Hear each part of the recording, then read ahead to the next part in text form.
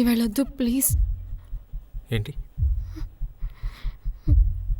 ఇవాళ వద్దు ప్లీజ్. అమ్మ కంటిన్యూస్గా 3 రోజులు చేయాలని చెప్పింది, కొంచెం వచ్చుకోవా ప్లీజ్.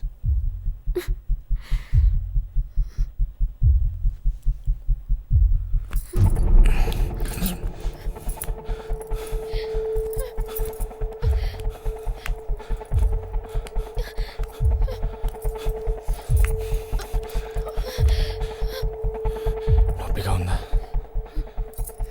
పర్లేదు వచ్చే, తొందరగా వచ్చే ప్లీజ్.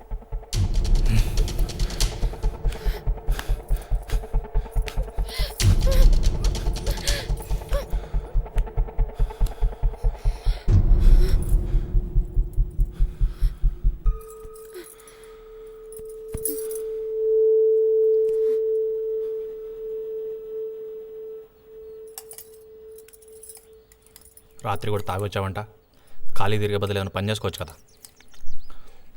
ఇప్పుడు ఎందుకులే ఆనంద్ తినేటప్పుడు?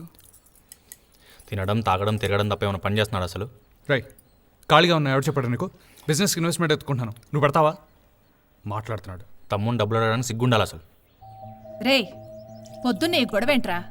చూడమ్మా వాడు అన్నను కూడా చూడకుండా ఇష్టం మాట్లాడుతున్నాడు. అరే ఇంటికి పెద్ద కొడుకు నేనా వాడా? రెస్పెక్ట్ కూడా లేకుండా పోయింది. చే పెద్ద కొడుక, పెద్దరికం అనేది రెస్పాన్సిబిలిటీ షేర్ చేసుకుంటే ఇస్తారు, ఇలా బేవార్స్గా తిరిగితే కాదు. రేపు పొద్దున పిల్లో జల్లో పుడితే ఏం పెట్టి పోషిస్తావు? హే, ఇలా మెస్ పోషిస్తారా? నీకెందుకు? ఎవడిల్లని అమ్ముతావు? ఇల్లు నీదెంతో నాది అంతే.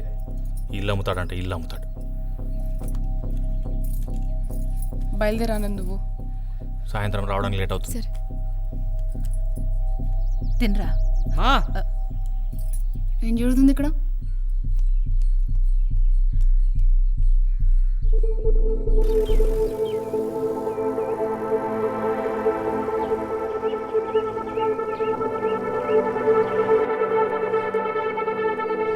గవర్నమెంట్ ఆఫీస్ నుంచి సార్ వచ్చిండు, మీతో మాట్లాడాలంట. అందరూ జాగ్రత్తగా వినుర్రి.